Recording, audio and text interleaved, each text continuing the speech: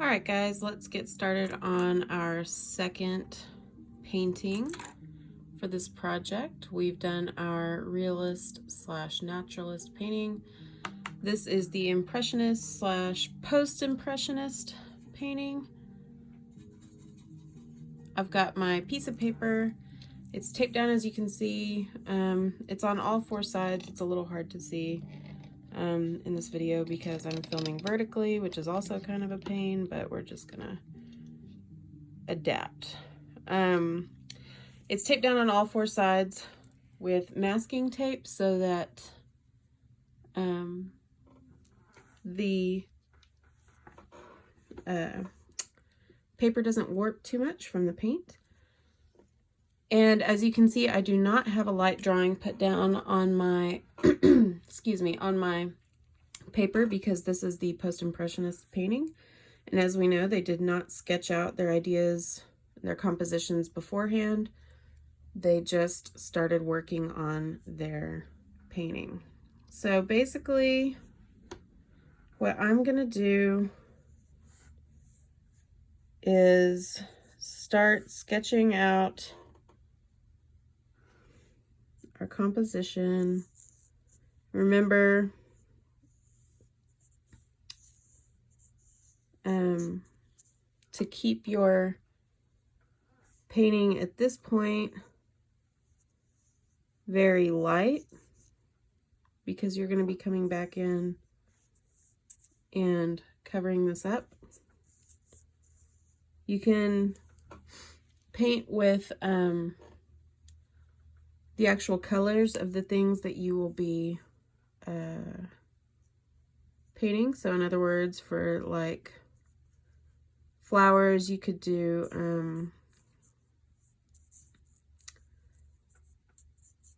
this in light green and light purple. You could do the little pink flowers in a light pink. But I'm going to put in my really light outline in just this really, really light shade of blue because it's easy to cover up in a little bit. And you'll see what I'm talking about. This doesn't look like much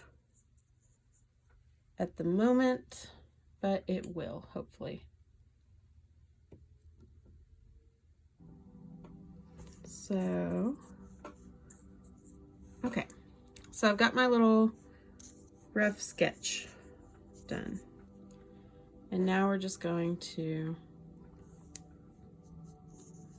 get in here and start adding all these details in. Now, the nice thing about Impressionism and Post-Impressionism is that these guys worked very quickly, right? Because, as we talked about in class, Claude Monet would only paint for 1 hour at a time because of the way the light would change. And so they worked quickly. That's part of the reason they had brush strokes the way they did. And so, if you watched my realism painting already, then you know that I talked about how we were going for realism, but it was kind of a different version of realism because of the time constraints. To do a really detailed, realistic painting, I would need a little bit more time than is really practical for a demonstration video for you guys, because I don't want to make you guys watch me paint for a couple of hours. The video is already long at 21 minutes or whatever it is. But when we move to this post-impressionistic style of painting, then we get the ability to have these really fun, really loose brush strokes Now keep in mind that the idea is not to just be totally messy. You don't want to be like crazy. You still want to be able to tell that you've got flowers in a vase at the end of the day whenever we're done. But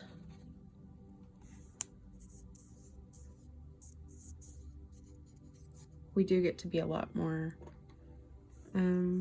loose and kind of have some fun with the way that we do this, which is always nice. So I'm getting in the quick outline of this bow.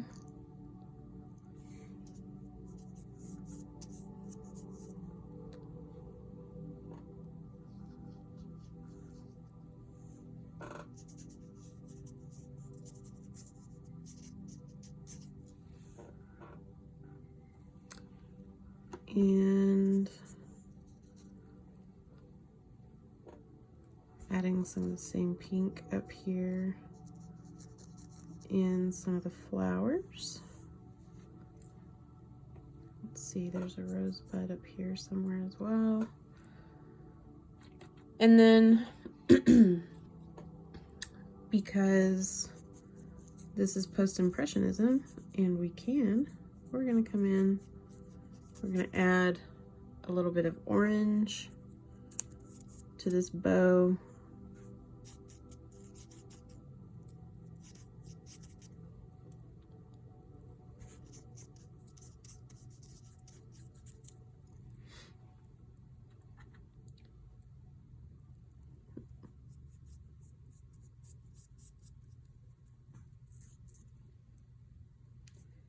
We're gonna make the brush strokes kind of follow the shape of the bow.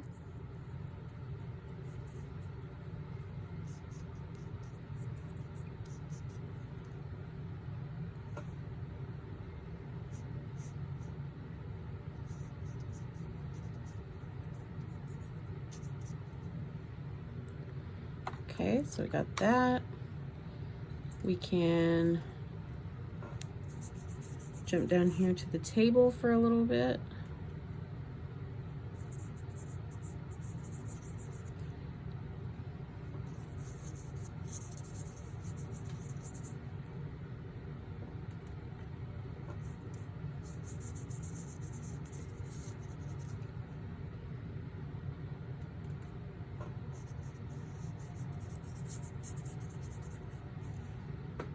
And again, we can have a little bit of fun with the wood grain on the table, you know? So maybe we've got some really dark, interesting wood grain going on.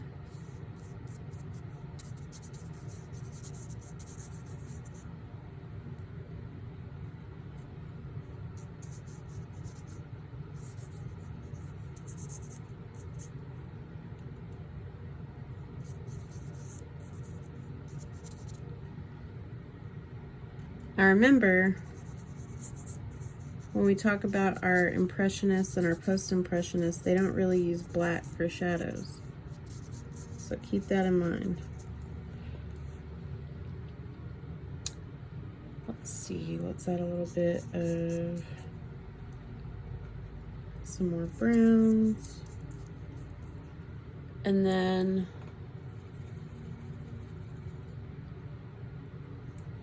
I'm gonna be really bold here and add in some crazy purple for the shadow under my flower vase, because we don't use black in post-impressionism or impressionism. And then I'm gonna come back up here into this vase and I'm gonna add some nice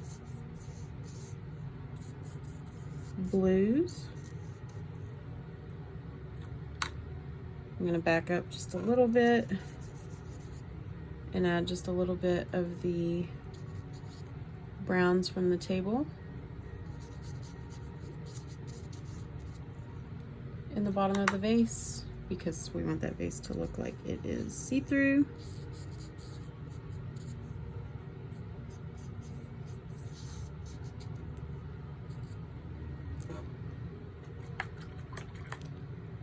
Okay.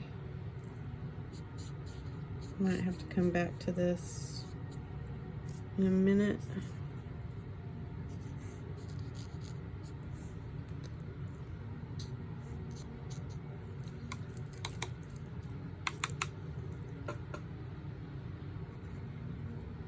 Let's go back up here to the flowers. We've got some red, I don't know what these are, carnations maybe?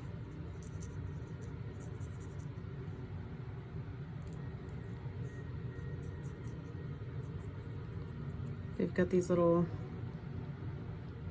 kind of fluffy edged petals going on.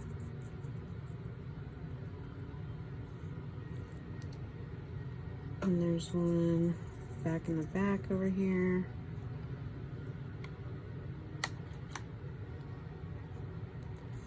Got a flower bud sticking up.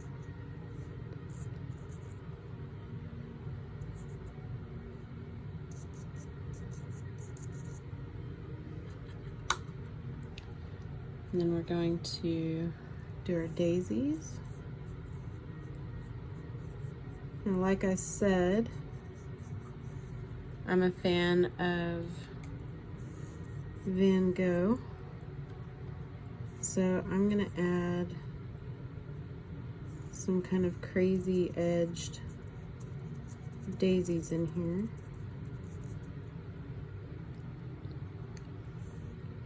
I'm gonna get some really nice kind of swervy edges on these flowers.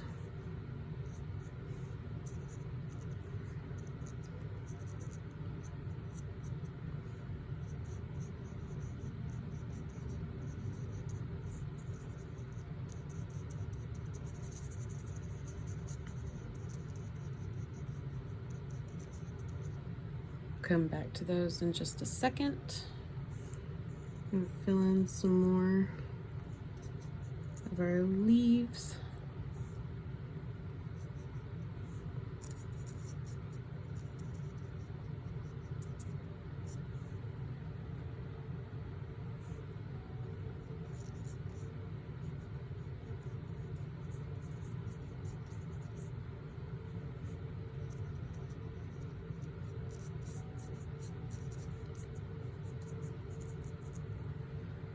I almost forgot to go back and put our purple flowers in, which is another fun opportunity for some Van Gogh style crazy petals here.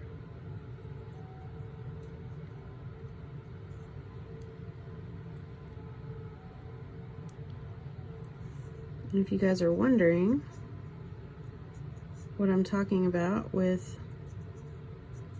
Van Gogh and these crazy flower petals,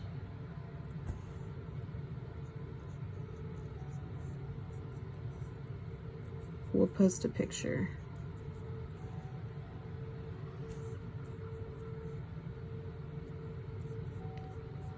There's a really famous painting that he did called Sunflowers. It has these really cool tattered edge, beautiful sunflowers in a vase. Really famous painting, really beautiful painting. And I like that one a lot. So that's our inspiration for these flowers here. Hopefully by this time you have watched both videos and you can appreciate the difference in the time that this is taking. Like we said, the post-impressionist and Impressionist painters worked very quickly because they were trying to capture light. It's called Impressionism because they were trying to capture an impression, a brief moment, right? And so when we have our Impressionist hats on, we are also going to work very quickly.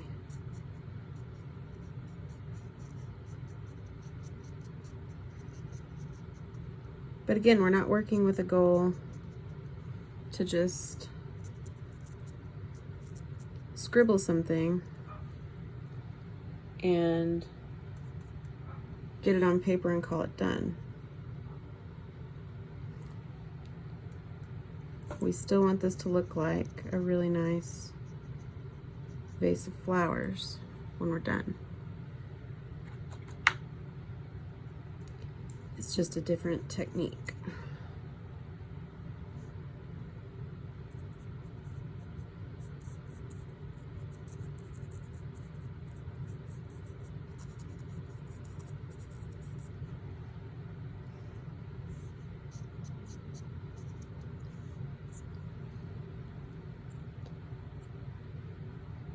I'm looking at this and I see a lot of the same shade of green up here, so we're going to come in and we're going to change that a little bit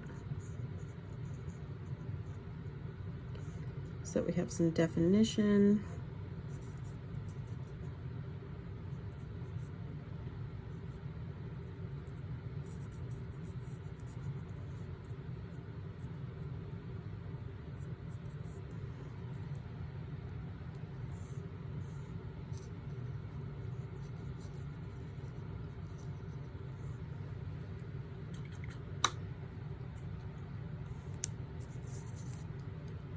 Maybe add just a little touch more to the vase.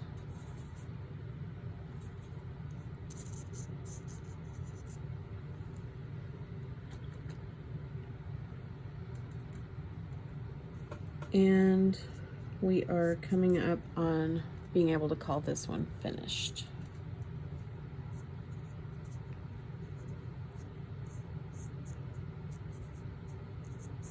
Now, as for background, you could certainly add one. In fact, I would recommend it, but I'm not going to keep the video going the entire time I do a background. Let's see. For background color, we could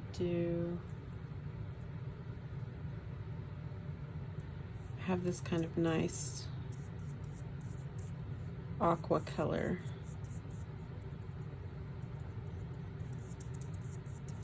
And the background is still going to be very brushy. Still want to see some of these nice brush strokes even in the background. And so you may need to do a couple of layers